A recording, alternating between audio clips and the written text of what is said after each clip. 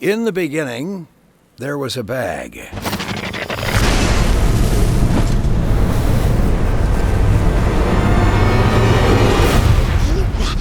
Jumping Jehoshaphat! The bag appeared, and Dumb Nate looked away for a split second. A short time to be sure, but all that's needed for a universe to materialize. With his first action as Lord of all future space and time, Dyson Wheeler took a shovel he'd just been using to dig his own grave and knocked Dumb Nate clean unconscious. Wheeler knocked Dumb Nate into next Tuesday, which is to say, out of next Tuesday, where he was scheduled to impregnate a young lady named Mary. But that'll never happen now. You see, while Wheeler's hit was merely your run-of-the-mill shovel-to-skull overhead strike, the spade's impact caused a small clot on the top of Dumb Nate's brain to shift a bit, and finally do its deed. Dumb Nate's last breath tickled Wheeler's heel and he died face down in the dirt, knocked out of next Tuesday and every other Tuesday till the end of time. He and his unborn lineage, no more. Like pulling the plug on a line of Christmas lights comprised of admittedly dim bulbs. The young lady Mary, meanwhile, freed of a future raising Dumb Nate's dumb baby, left her current vocation, moved west, found a man her equal footing, and produced a long line of smart and inventive humans, still improving our lives to this day. The fly swatter, one of Mary's. The sneeze guard at buffets, one of Mary's. And most recently, that little extra tab on the top of mustard, conceived of by Nancy Funderburk of Gary, Indiana, a great-great-great-granddaughter of young Mary.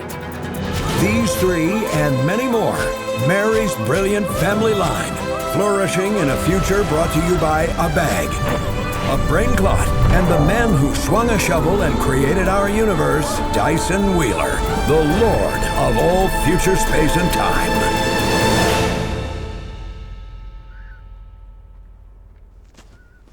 Now, it's important to note, Dumb Nate still did get Mary pregnant in some version of the future, just not the future that matters to us.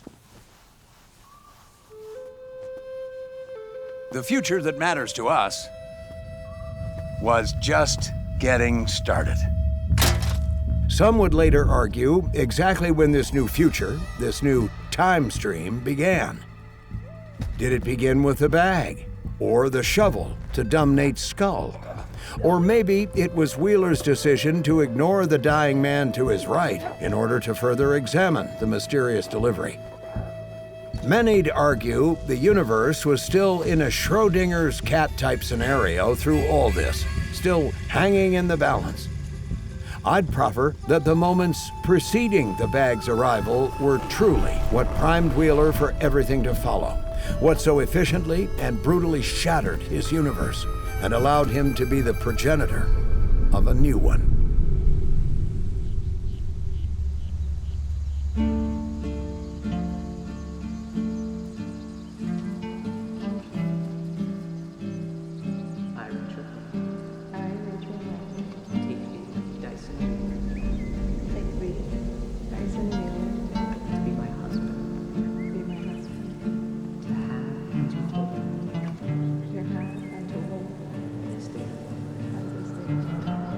Her name was Rachel.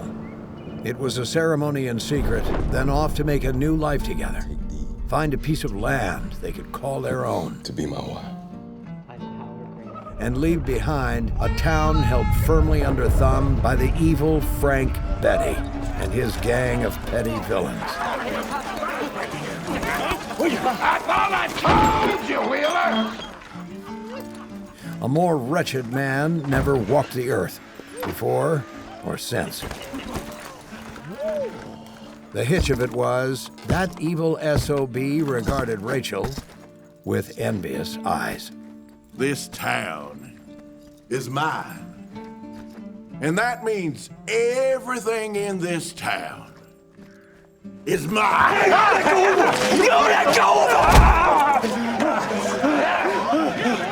Oh, you don't like me me very much, do you? Well, boys, I guess that means I gotta resign myself to losing her. What's that old saying, boys?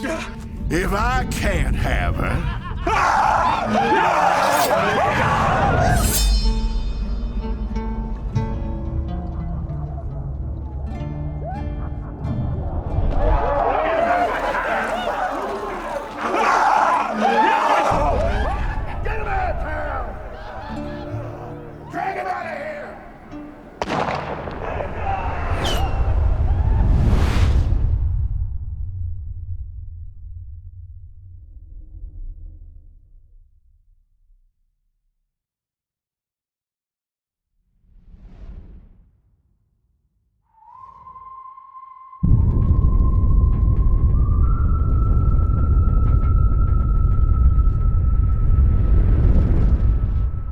A quick lesson in time travel.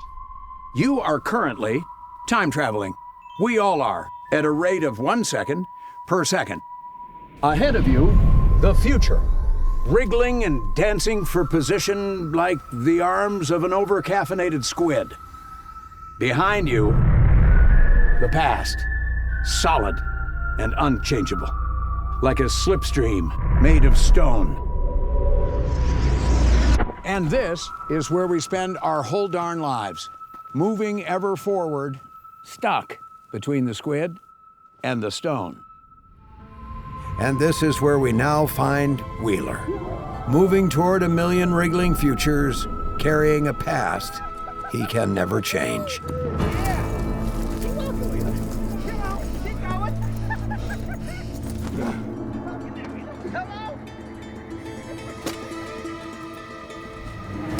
Gonna need it deep there, Willie.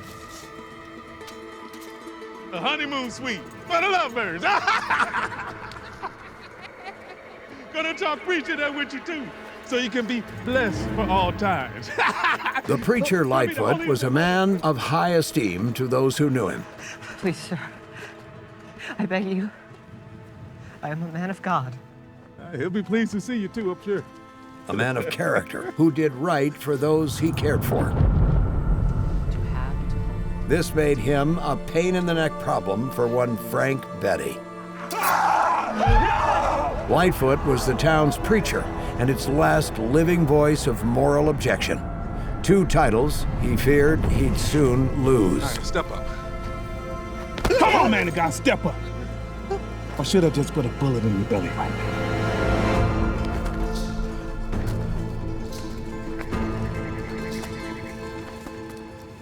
Come on! And while Betty hung back and had himself a post-kill sarsaparilla, he dispatched 2 men to finish the job. Dumb Nate, who carried with him a still yet-to-be burst blood clot, and Dumb Nate's counterpart of average intelligence, Nate, who carried out the will of Betty with cruel pleasure. Won't you pray your way out of this, priest?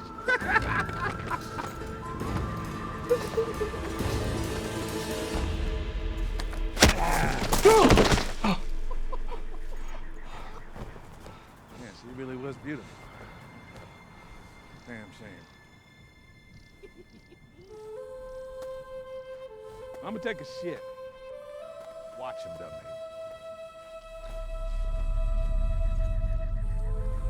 In this moment, Wheeler couldn't see much use in carrying on with the underwhelming task of digging his own grave, or anything else that didn't involve him killing the 2 Nates.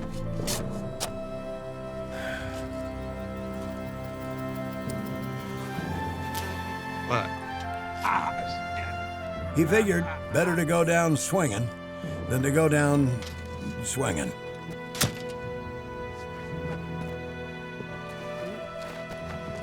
Hey, what are you doing? What are you doing over there? Hey, you quit it over there. You quit it! Strange it was that as Wheeler prepared for his end, our universe would find its beginning.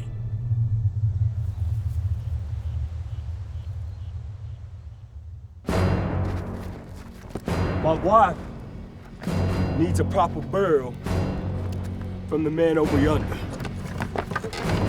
You ain't gonna fool me again, Wheeler. I'm giving my wife a proper burial. I'll do it. Don't think I won't. Go ahead then. Get the clothes. Go ahead then. Do it. Do it.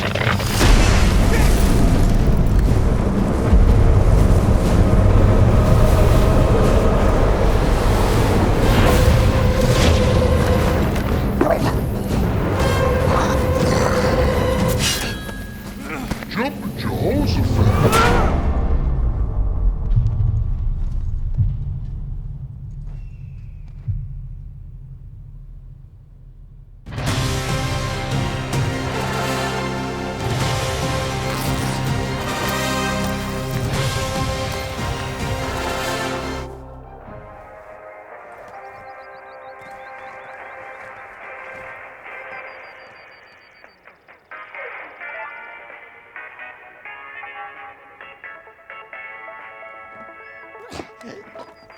Hi, and welcome back. I'm Danny Dar. For part 2, we move to another key element of your workplace experience, handling highly classified weapons technology. Now, when you come into work each day, you're guarding a facility full of secrets. The collapse of society is a big get at, and we don't want to... Hey, please. Hey, come on. Hey, man. Hey, stay with me now. The job here is simple. Protect this facility's secrets, no matter the cost. Remember, Come on now. Stay with me, priest. that kind of Stay with me. requires revolutionary tech. Introducing Banshee, the exclusive protection aid of Groom Lake. Come on. Hey, here we go. Hey.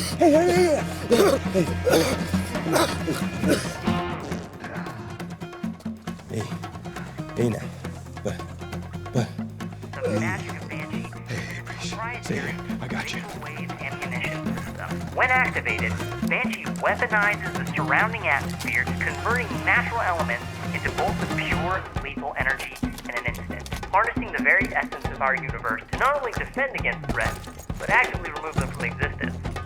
Don't worry, assembly of the Banshee is as easy as 1, 2, 3. You'll be hands-on and blasting in no time at all. But a friendly word of warning, she packs a wallop. Hey! You see, Let's with go Banshee, ahead. there is no containing a target. Hey! With Banshee, there is only complete and utter obliteration. What the hell is going on around here? You have the future in your hands.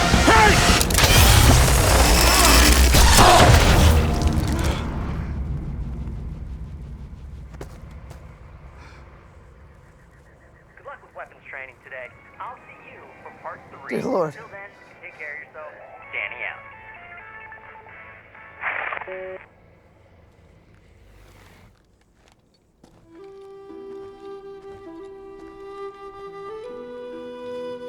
Wheeler had come to a crossroad, which is to say the crossroad had come to him. The path he chose, the path we follow, was not just for himself, but for a whole universe still being written.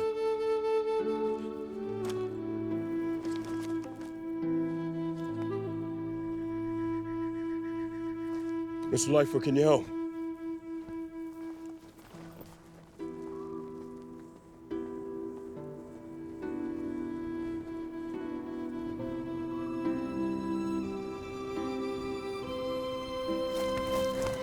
Of course, even in that present moment, Wheeler felt the absence of all the futures that could no longer be.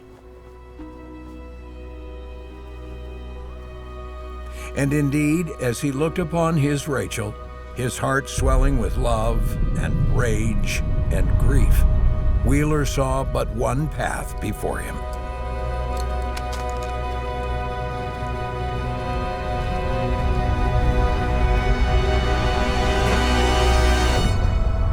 So Wheeler took his grief-stricken heart and the newly apparated killing machine back to town and put them both to work on Frank Betty and his boys.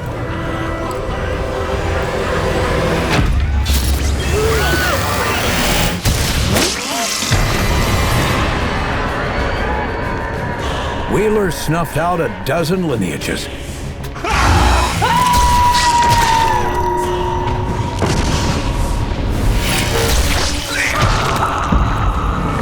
family trees dotted with future senators, car salesmen, and a list of miscreants and reprobates too long to count.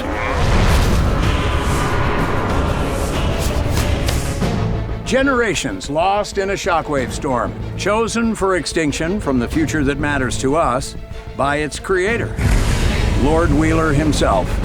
And of course, he saved the worst for last.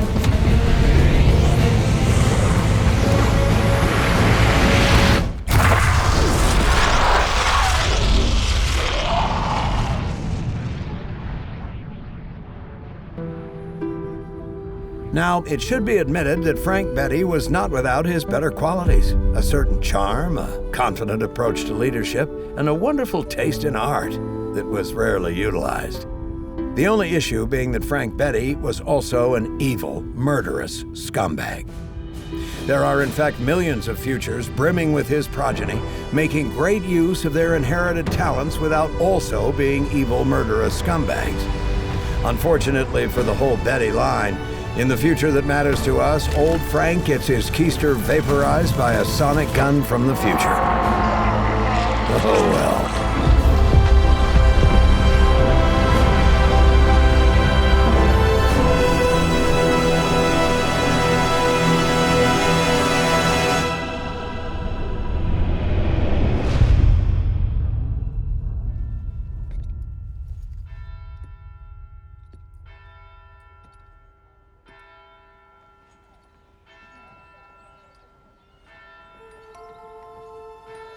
Now, as is customary with most human beings, Wheeler didn't give much thought to the insanity of his situation, or the role he played in the future that matters to us.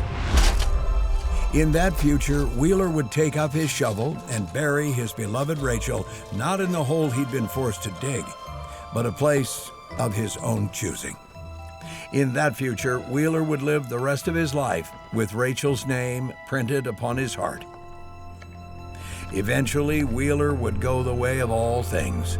His squid turned all to stone, and the future that matters to us would move on without him.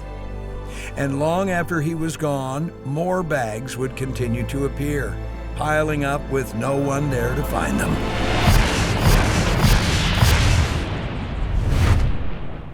That is, until sometime after the Second World War, when the U.S. government would discover the bags and build a huge compound out there in the desert to keep it all a secret.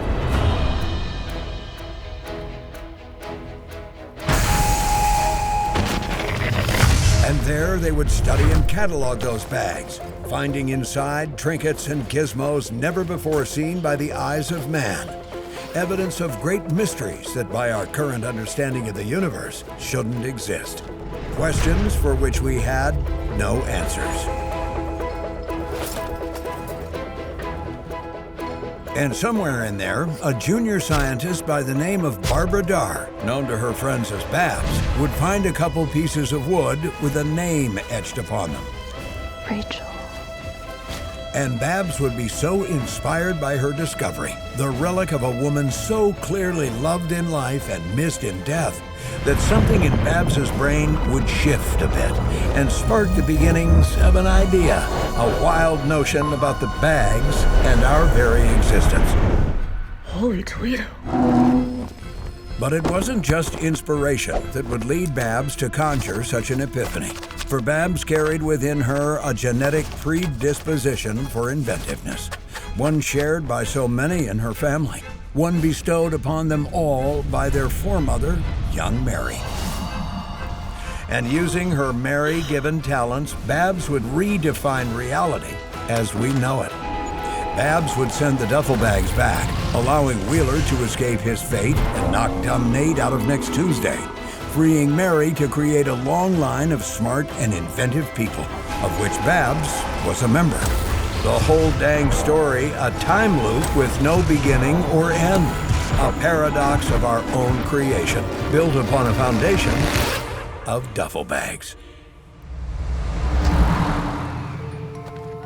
Some years later, when the U.S. government built a town near the secret compound for all its workers, Babs, now lead researcher, would have the perfect name for it.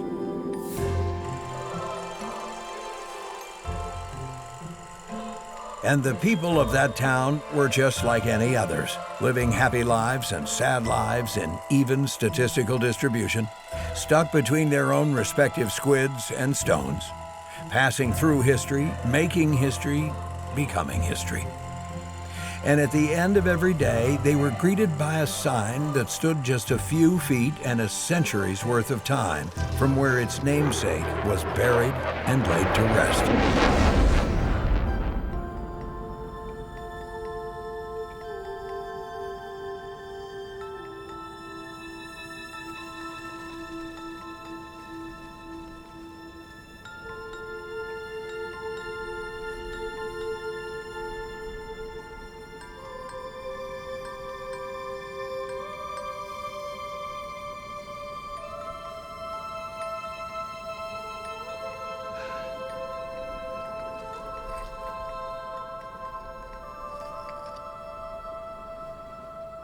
Taken too soon. We ask respite for a good woman's soul. Lord, pray you carry her home. Amen.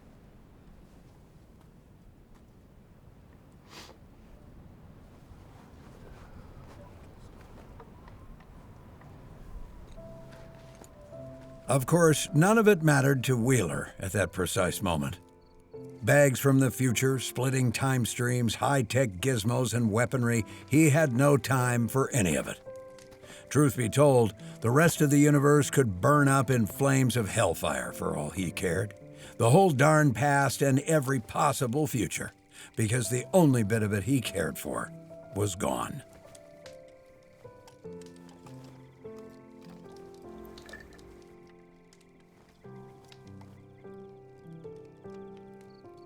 He simply said goodbye to the woman he'd loved and lost, had a bite and a bit too much to drink with his friend, the preacher Lightfoot, and found himself watching the episode of Friends in which Phoebe calls Ross and Rachel lobsters, drifting in a fascinated stupor, full of confusion and bewilderment, before calling it a night. Whatever was next could wait till morning. Okay, well, how do you know that? Because she's your lobster.